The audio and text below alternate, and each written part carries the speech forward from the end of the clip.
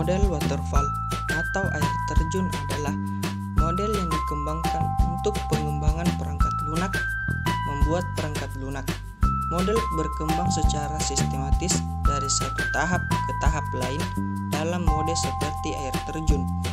Model ini mengusulkan sebuah pendekatan kepada pengembang software yang sistematik dan sekuensial, yang mulai dari tingkat kemajuan sistem pada seluruh analisis, desain, kode, pengujian, dan pemeliharaan.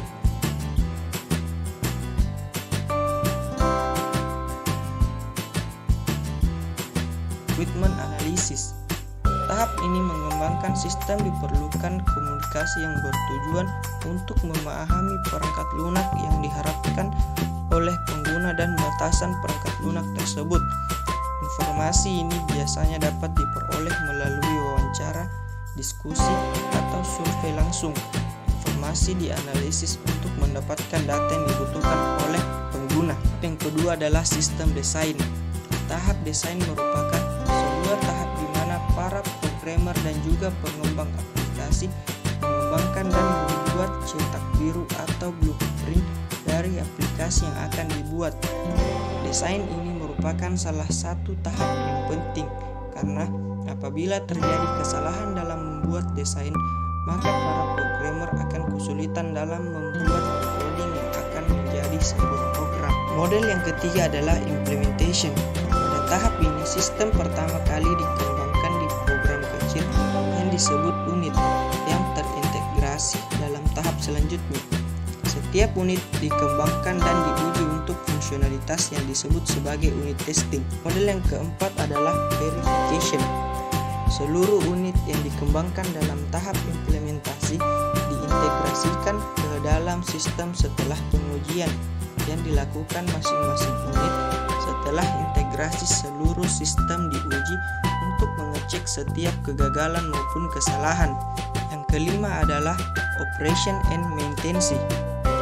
Tahap akhir dalam model waterfall, perangkat lunak yang sudah jadi dijalankan serta dilakukan pemeliharaan. Pemeliharaan tersebut dalam memperbaiki kesalahan yang tidak ditemukan pada langkah sebelumnya, perbaikan implementasi unit sistem, dan peningkatan jasa sistem sebagai kebutuhan baru.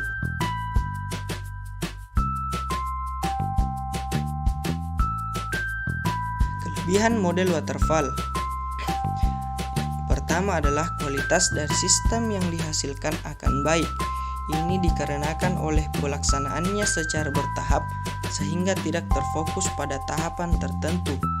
Yang kedua, dokumen pengembangan sistem sangat terorganisir karena setiap fase harus terselesaikan dengan lengkap sebelum melangkah ke fase berikutnya. Jadi, setiap fase atau tahapan akan mempunyai dokumen tertentu.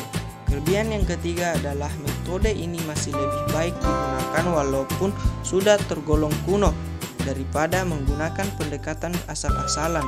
Selain itu, metode ini juga masih akal jika kebutuhan sudah diketahui dengan baik. Kekurangan model waterfall. Pertama, diperlukan manajemen yang baik karena harus proses pengembangan tidak dapat dilakukan secara berulang sebelum terjadi suatu produk. Kedua, kesalahan kecil akan menjadi masalah besar jika tidak diketahui sejak awal pengembangan yang berakibat pada tahapan selanjutnya. Yang ketiga, pelanggan sulit menyatakan kebutuhan secara eksplisit sehingga tidak dapat mengakomodasi ketidakpastian pada saat awal pengembangan.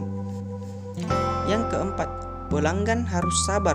Hal ini dikarenakan pembuatan perangkat lunak akan dimulai ketika tahap desain sudah selesai, sedangkan pada tahap sebelum desain bisa memakan waktu yang lama. Sekian dan terima kasih. Assalamualaikum warahmatullahi wabarakatuh.